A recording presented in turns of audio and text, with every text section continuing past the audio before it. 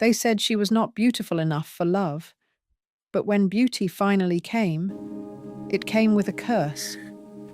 The woman the moon chose. If you could choose between being beautiful and having the ability to multiply wealth for people, what would you choose? Beauty, perhaps, or maybe a multiplication gift. But this wasn't the case for her. Sade wasn't even given a choice. Fate had already ordained her destiny before she could even differentiate between yes and no. Long before the elders of Ugbete grew grey beards, when the earth was still soft with mystery and spirits walked freely between trees, there lived a girl named Sade. Sade was not beautiful. At least, not in the way the village understood beauty. Her legs were long and awkward like young bamboo. Her face was sharp, her skin uneven like clay not yet smoothed by rain. When she smiled, children giggled. When she walked past, women adjusted their wrappers and whispered. Even the moon would hide from that face, they said. Sade heard everything, but she never answered back. She lived quietly at the edge of the village beside a crooked baobab tree. She farmed cassava. She fetched water before dawn. She returned before dusk, so no one would stare too long. Yet there was something the village did not know. On the night she was born, an old priestess had whispered over her cradle, "This child carries the breath of increase. Wherever she builds her home, prosperity will follow like obedient goats." Sade's mother died before she could explain it fully, so Sade grew up unaware that the gods had woven destiny into her bones. All she wanted was simple, not riches, not fame, just love that did not flinch. Every year, during the new yam festival, the entire village gathered in colour and rhythm. Drums spoke, flutes answered. Young men showed strength. Maidens swayed like palm trees in a soft wind. Sade always stood alone near the outer fence, where shadows swallowed unwanted things.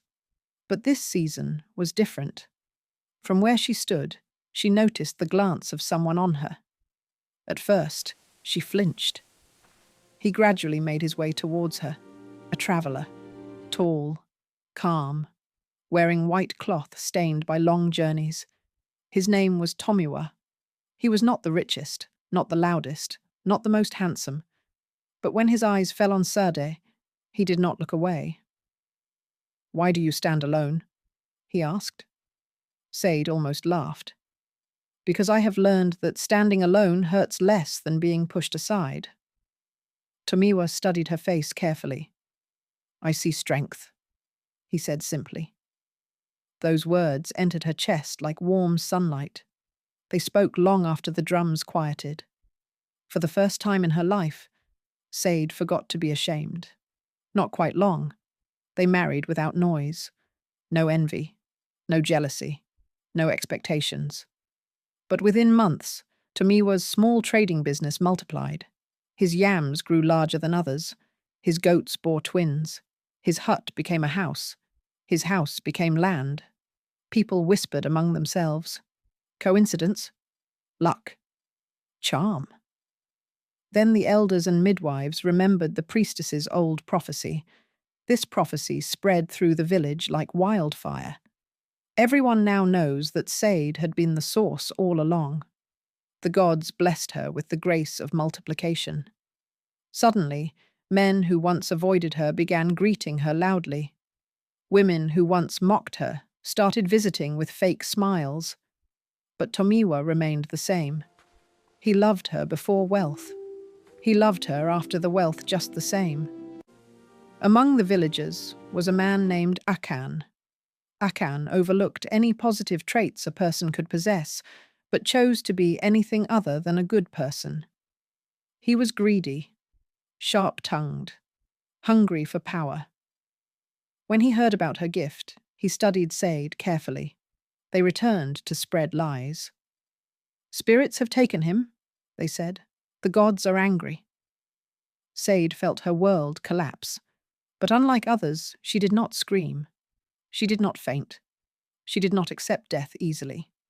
She waited, and waited, and waited. But Tomiwa did not return. Broken by grief, Sade wandered into the forbidden forest. There, under a silver moon, she met a woman whose hair shone like starlight. The woman's voice carried wind inside it. "You carry the breath of increase," the stranger said. "I know," Sade replied softly, "and it has brought me nothing but loss."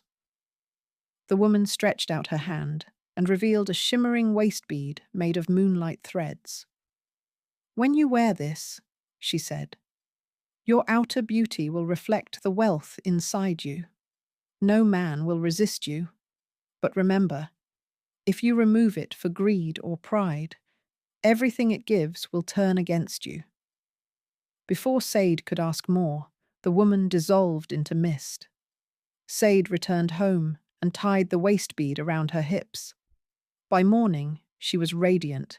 Her skin glowed like polished bronze. Her eyes sparkled like river water at dawn. Her figure curved like carved sculpture. The village gasped. Men who once insulted her now knelt with gifts. Akan himself came forward, pretending sorrow. "Let me protect you," he said. Sade agreed, not for love, but to test something deeper. Within weeks, Akan's life exploded with wealth. His farms flourished. His storage barns filled. His name grew louder than the chief's. But greed is never satisfied. He mocked the poor. He neglected Sade. He boasted, "It is my wisdom that brought this fortune." One night, drunk with pride, he demanded Sade remove the waist bead. "I want to see the magic," he sneered. Sade hesitated. The warning echoed in her mind. But pain had made her careless. She removed it. Instantly the wind roared. The sky darkened. Akan's barns caught fire without flame. His goats scattered madly. His stored grains turned to dust. By morning he was bankrupt. By evening he fled the village, and Sade's beauty vanished. She was herself again, thin, unwanted, ordinary. Months later, a familiar voice called her name in the village square. "Tomiwa. Alive? It can't be." She slowly turned her head, and there, Tomiwa stood there alive. She rushed towards him without a second thought and almost hugged his life out of him. Hunters had rescued him from the forest. He had healed in a distant land before returning. When he saw her, plain and weary, he smiled the same smile as before. "I loved you before," he said gently. "Why would I love you less now?" Sade broke down. For the first time she understood. The gods had not cursed her. They had revealed hearts. The greedy rose quickly and fell quickly. The faithful remained. She returned to the forest one last time and buried the waist bead beneath the baobab tree. "I choose love without magic," she whispered. And so it was Sade and Tomiwa rebuilt quietly.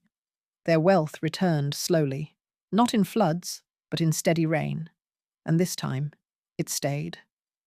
The village learned something important. Beauty can attract, wealth can tempt, but only character remains when magic burns away. Moral of the story: what comes through greed leaves through shame. What comes through love stays through storms.